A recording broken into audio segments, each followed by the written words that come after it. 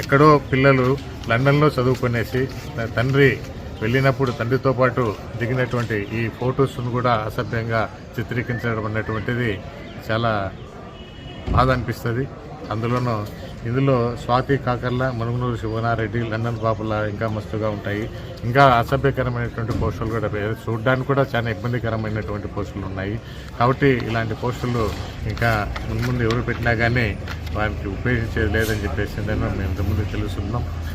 ఇలాంటి పోస్టుల పైన ఎప్పుడూ కన్నేసి ఉంచుతామని చెప్పేసి తర్వాత ఇలాంటి పోస్టులు పెట్టి ఎవరైతే కంప్లైంట్ ఇవ్వుతారో వాళ్ళకు కూడా వైఎస్ఆర్సీపీ లీగల్ సెల్ కూడా ముందుగా ఉండి వాళ్ళను ముందుగా ఇలాంటి పోస్టులు పెట్టనివ్వకుండా అడ్డుకుంటామని చెప్పేసి నేను తెలియజేస్తూ ఈ పోలీస్ డిపార్ట్మెంట్ వారికి మేము విన్నవించేది ఏమంటే క్షుణ్ణంగా పరిశీలించి కేసు రిజిస్టర్ చేయవలసిందిగా కోరుచున్నాం. ఒకవేళ కేసు రిజిస్ట్రేషన్ చేయని పక్షంలో ప్రైవేట్ కంప్లైంట్స్ వేయడానికి కూడా వెనకంజ వేయమని చెప్పేసి ఇందు మూలకంగా మేము దగ్గర తెలియజేస్తున్నాం. గౌరవనీయులు మాజీ ముఖ్యమంత్రి వైఎస్ జగన్మోహన్ రెడ్డి గారి మీద, ఆయన కుటుంబ సభ్యుల మీద ఫేస్బుక్లోనూ అనేక సామాజిక మాధ్యమాల్లోనూ అనుచితమైన పోస్టులు పెట్టి ఆయన కుటుంబాన్ని కించపరుస్తూ చాలామంది అనుచితమైన పోస్టులు పెడుతున్నారు.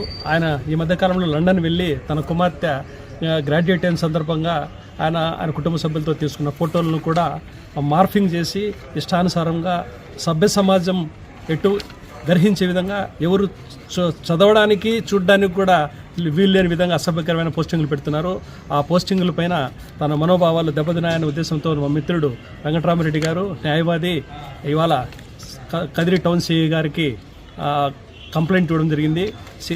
సిఐ గారు కూడా కంప్లైంట్ తీసుకుని మాకు అక్నాలెడ్జ్మెంట్ ఇచ్చి దాన్ని నోటీసులు ఇచ్చి తగు చర్యలు తీసుకుంటామని చెప్పారు.